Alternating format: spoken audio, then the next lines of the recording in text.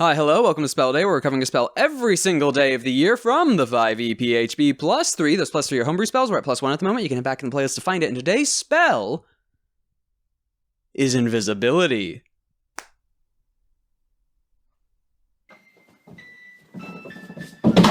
Fuck!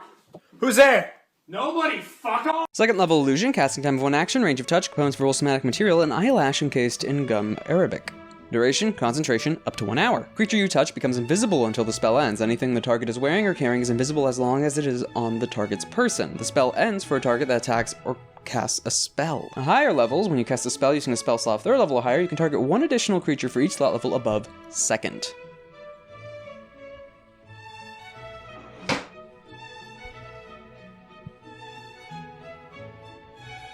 I mean, this is good old stealth. It's not that high of a spell slot. You can upcast a target on multiple creatures. Sure, concentration, but I'd say worth it in this case, especially because if it's touch, you can put this on another creature. So if they get hit or discovered, it still doesn't get rid of their invisibility. That's just on you. Well, if they make an attack or cast a spell. Speaking of which, I thought use an object action also broke invisibility. Though, briefly touching on some of the benefits of invisibility and the general stuff that we also kind of touched on greater invisibility. 1, you're invisible! Who would have thought? You can't be seen, and if an enemy is going to try and attack you, they have to pick a blind spot first to hit, and even if it's the correct spot, they have to roll at disadvantage. So, DMs, I recommend whenever your players try to pick a spot where they think an invisible creature are, just have them roll in disadvantage anyway, whether they know they hit or not. There's the benefit we talked about of casting this on someone else, so similar to Fly, the person holding concentration doesn't have to be the same person with the buff, so they can just be away, while the rogue with invisibility now on them, cast by the wizard, can sneak in. But the clause of attack and casting a spell. So, after you cast this, you're kind of locked into that. You can use objects, you can sneak around, you can still get to an area and move past people and use this to get out of a fight, but you can't use this to exploit the fact everything has disadvantage to hit you and can't see you in a fight. That's Greater Invisibility's role. Benefit of this compared to Greater Invisibility is the fact that since it's lower level, you can target multiple creatures a bit easier with the upcast. And you can in the first place. Especially if Warlock picks this up, instantly upcast to an extent. On a short rest, get that back. It's not going to hurt too much. You could feasibly make a whole party invisible. Let's say you have 1 wizard and just like 3 barbarians, upcast this spell to about 5th level. Yes, and you're good. You all walk in. Well, actually, you don't even have to go in. You can just upcast this to 4th and hit on all the barbarians.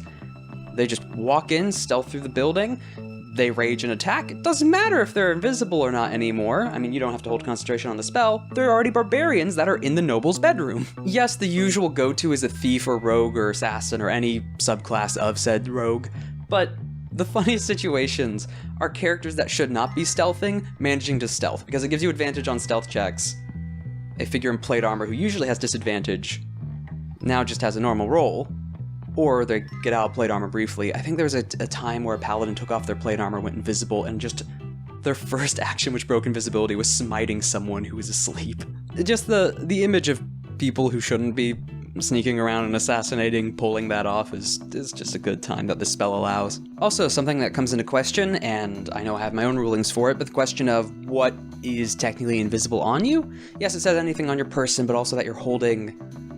But to what effect? Where does it count as it's on your person, or that you're holding it? Like if you have another body unconscious slung over your shoulders, like firemen carry style, do they also go invisible? Or can they be seen? Is it because they're another creature? Or what if you do that with a rug with no creature in it? Does the rug go invisible? Or is the rug too big and is still seen? Does it have to be in a bag or a sash? Does it only count when the spell is cast on you, but if you pick anything else up, it's not invisible? There's a lot of questions on that front. I go with the ruling that if it's within your carry weight and you pick it up, it can go invisible, with the exception of creatures. Creatures count as a different target in the case of the spell, and anything on them and the creature themselves remains visible. And no, dragging, lifting, pushing, all that does not count as under the carry weight, not just carrying it, that is those effects. So that doesn't go invisible. You can't be carrying a book, not a book, you can't be carrying a boat, a table around, that'll be visible. 7 out of 10. It's a solid spell, decent level to start off with, and then able to upcast. You're able to give this onto someone who's not the one holding concentration on this, so even if they get hit with something or try to lose concentration, it's not going to affect them in any way. There's this thing of whenever you make an action, it'll break the spell on you, but at least with this invisibility, that's what Greater Invisibility's role is supposed to be fulfilling. With regular invisibility, that's just to sneak around and get into an ambush spot in the first place. Not to take advantage of that in combat. Again, that's the other spell.